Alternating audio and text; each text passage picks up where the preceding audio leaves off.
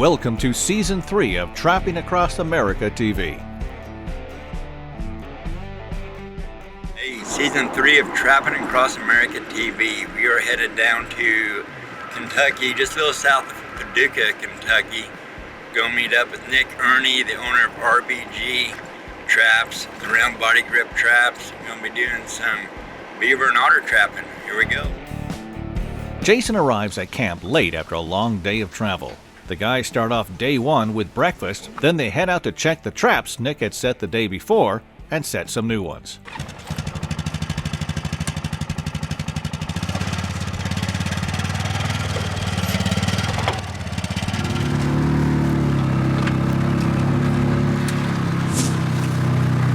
There's 4 little ponds here, and there's crossovers going in and out of each one, but the main crossover coming into them is up here, so I just set that being it didn't look like there was a real high population.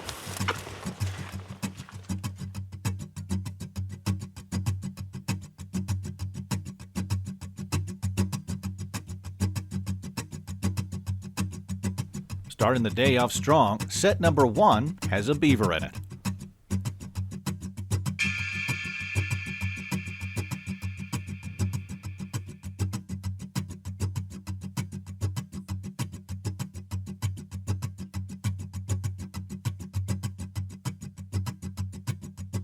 All the timbers out here is dead. There's very little vegetation. The beaver essentially killed their home out.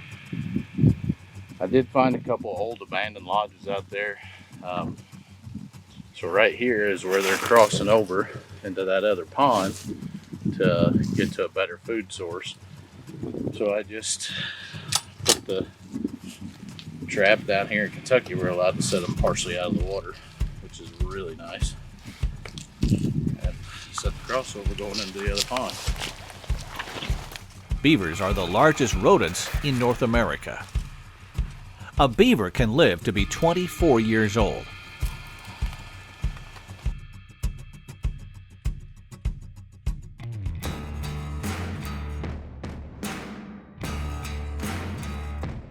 Okay, so on this big slough system here, I got 4 sets crossover and different things, and I got a new set I tried over here, and we do have a beaver in that set.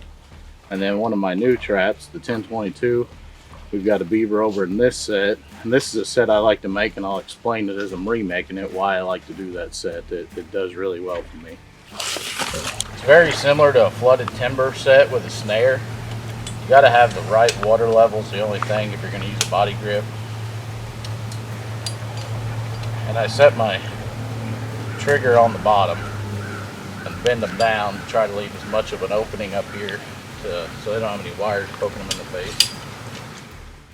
Beavers don't just build dams, they also build lodges.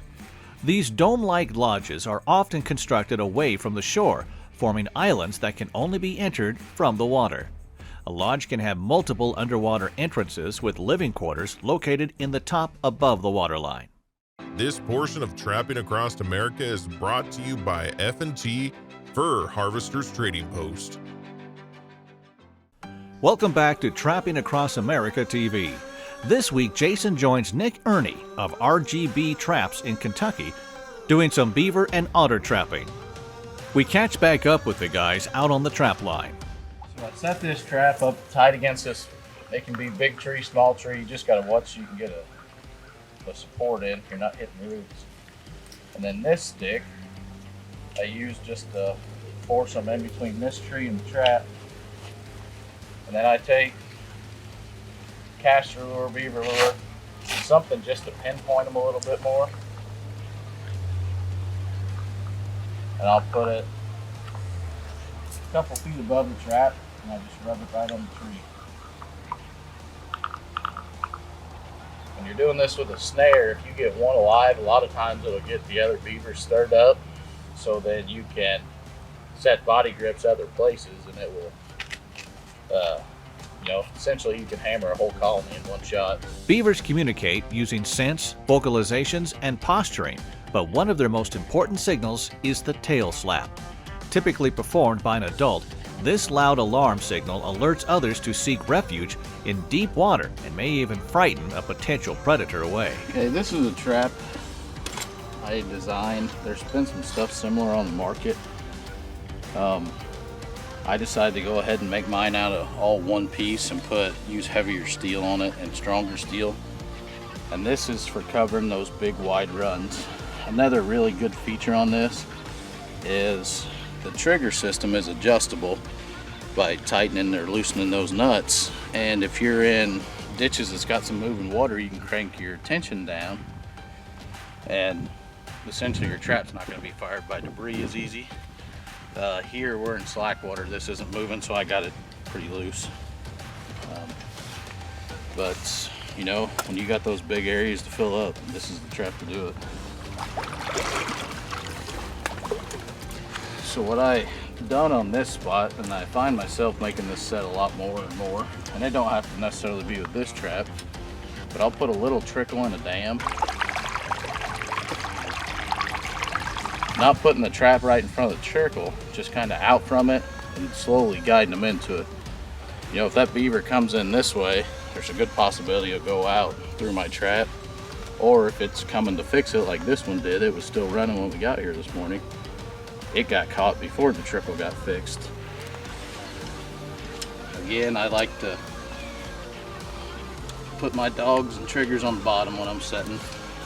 I just feel the more open space you have up here for the animal where they're going through it makes it a lot better.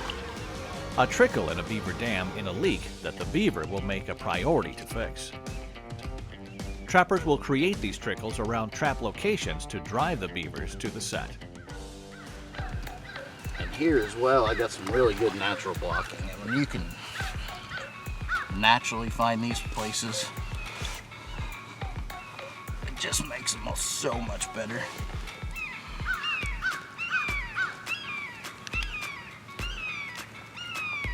So here I got old beaver stobs and trees growing up, and there's only two ways into this. They either got to come that way or they got to come right through the trap.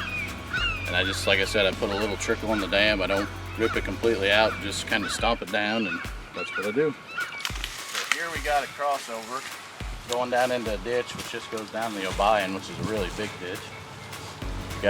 Had it set top and bottom. Got a beaver there.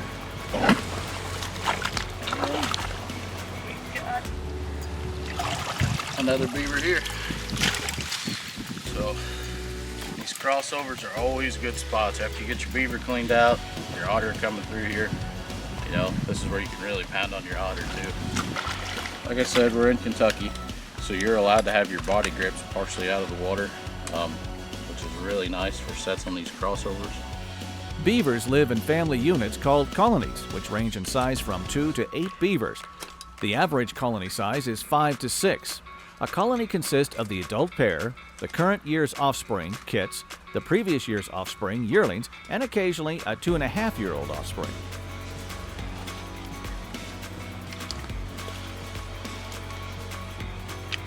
So I try to get it out to where at least my triggers are under the water so they don't have something blocking their views or swimming up to it. And I can't stress it enough, don't rest your jaws on the bottom. Try to rest the trap on the springs, because if you're slowing your jaws down, it just makes it not as effective whenever it's hitting them. I try to get my blocking shorter if it's possible. Sometimes it ain't. Just the more stuff you got sticking up in their natural travel ways kind of throws them off. And I'll block it down just with some subtle stuff. I don't get built fences or none of that. I just some stuff that looks kind of natural, so they want to come right through your set. Trapping Across America is brought to you by Blakely's Trapping Supplies, F&T Fur Harvesters, J3 Outdoors, Top Lot Stretcher Company, and AJ Skinning Machines. Here I'm using the 280 RBG. Some states this is allowed on dry ground. Indiana, Illinois, them are the first two that come to mind. But when you find these real tight, narrow areas, you can force anything through it. I mean, that beaver that Noah pulled out of here. That's probably a 40-pound beaver. It had no issue with it. It made it like 5 foot. They're built with 330 springs on them, so they hit and hit hard.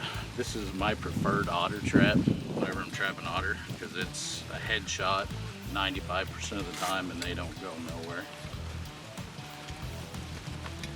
But here you can see this really tight run, and the beaver and otter have actually troughed this bank. So once they're coming over, they are fully committed. They're going right exactly where you want them to. That's all there is. I mean, once they're in that crossover and coming up this trough, I mean, they're not going nowhere. They're right there. So here is a really perfect ideal setting. The beaver have naturally placed these logs where they're funneling themselves right here. So I'm going to drop a body grip in between that Y there on them logs, set one on the top side, and then I'll probably go down there in that channel and put another one in just to get them apart, and then tie off. So hopefully when this beaver gets caught, he flops out of the way and he makes room for the next one coming through, or if there's otter coming from the bottom, keep everything open.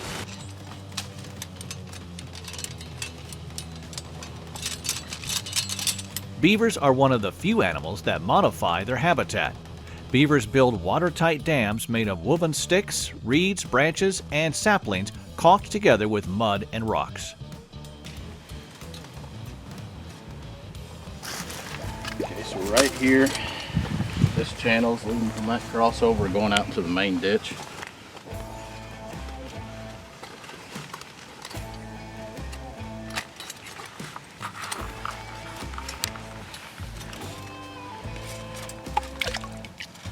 And the way I set all my body grips up, round or square, is put a swivel on the spring eye. Some of them I'll put about 12 inches of cable and another swivel, and then these extensions I make have a swivel on that end. At 5 foot they have a double swivel, and on the very end of it is another swivel. A lot of people think it's a killing trap, you don't need no swiveling action. If you get something caught wrong or goes over the top and foot catch them, or catch an otter a little bit sideways, sometimes you're going to wish you had swiveling wire. I caught an otter in a Victor 220 one time, and it was kind of caught in there sideways, and it took a 10-foot extension cable and wound it. It was about that long. Just sat there and twisted because I had no swivels in it. So as I've started trapping otter a lot harder over the years here, I put a lot more swiveling action in all my body grips. Just, you never know what's going to happen, and you hate to lose a catch because of a 50-cent swivel that could have easily got you your animal. Nick is using long chain and swivels on this trap. This setup allows the animal in the trap to swim freely, avoid tangles that could allow the animal from escaping the trap. This is a little bit deeper here. My trap's not up exactly where I want it, so I'll put this stick. I lay it on top of the trap, but I put it in between the jaws so it won't affect the firing at all, just to make the beaver or otter dive under it. And then this one's got twigs up here on the end, so it's blocking that hole where they would think about going around. It's been a great start to the morning. Nick and Jason are setting new trap locations as they check the traps Nick set the day before. The lodge is actually just right up there, small mating pair lodge. And they've been crossing right here. They've got the troughed out enough where the beaver and otter's been going here over into another sluice system, and there's just oxbows run all through this property. They're not real big, they're just a lot of them. We've been fighting high water down here, so I'm hoping it don't affect us too horribly bad.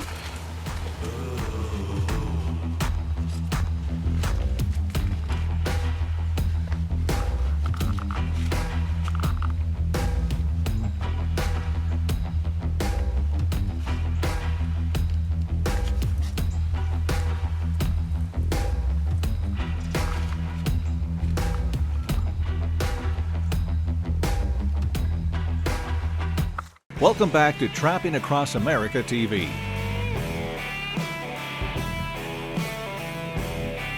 We're gonna put a drowner rod set in here. I like using these drowner rods just because you don't have to get out deep on the terminal end. 10-foot stick of rebar, grounder lock on it. So the terminal end, I get shoved down in the mud out there. And I always cross stake mine at the top because occasionally these beaver do get them up. And then I make my fake caster mound up on the bank.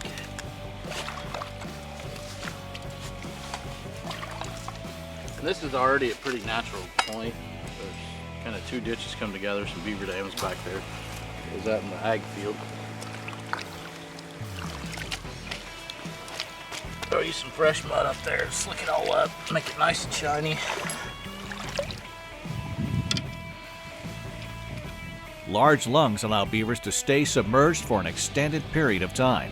Though their movements may be awkward on land, webbed hind feet and rudder-like tails help them move swiftly through the water, where they can swim up to 6 miles per hour. I like to put my trap 3 to 4 inches of water, get it bedded pretty solid. The other thing I like to do is find a shorter stick, run it right in at the water level. So as that beaver's swimming up, bumps it with its chest, it'll drop its feet into the trap. And I normally try to set for front foot when I'm using drowner rods. It just takes shallower water to get one to drown then.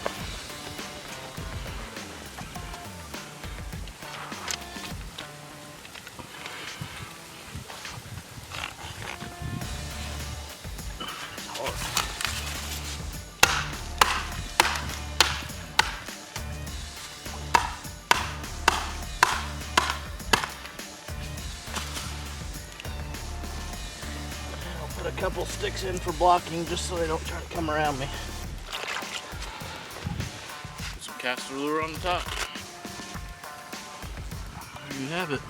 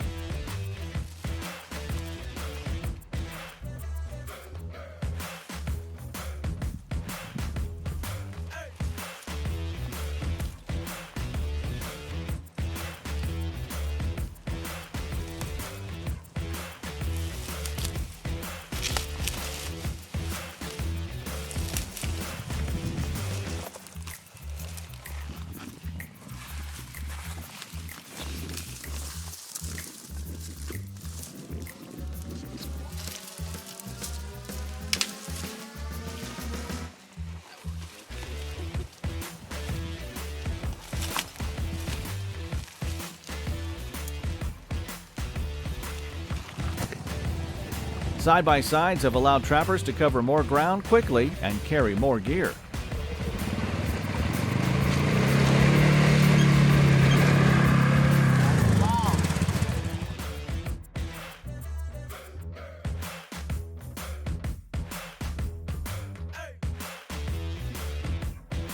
A beautiful sunset brings us to the end of a successful fun day one. Now the real work starts. Nick and the guys weigh and skin of the beavers after harvest. They prepare the hides for sale and even cook some up for dinner.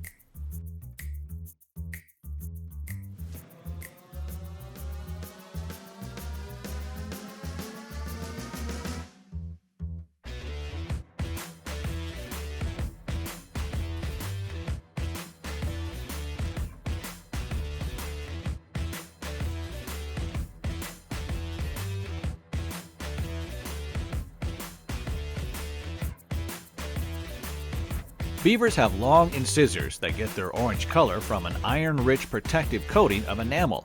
Their teeth grow continuously throughout their life, but daily use helps trim them down. Be sure to join us next week for part 2 of Beaver Trapping in Kentucky.